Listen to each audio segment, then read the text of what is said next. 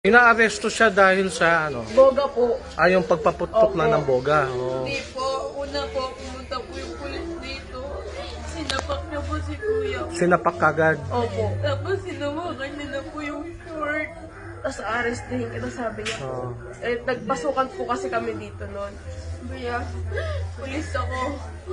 Aarestuin kita. Tapos yumaka po sa kanya si Lola Sonia. Oh, nakita ko yon yung sa video mo. Opo. Oh.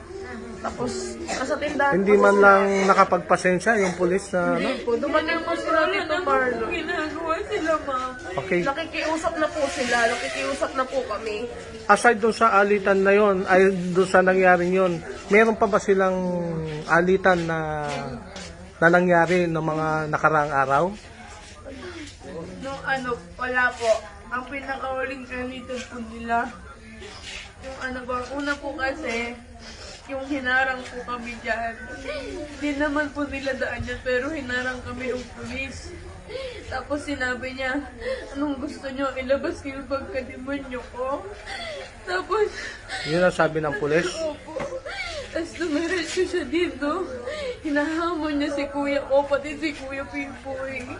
Sabi niya, matapang na kayo. Kaya niyo nang labanan ako. Sabi po nung pulis. Yung po yung unang punta niya dito na trespassing siya.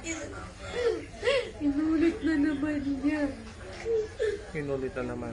Yung ulit na yun, yun na po yung binawian niya na po. Sila po.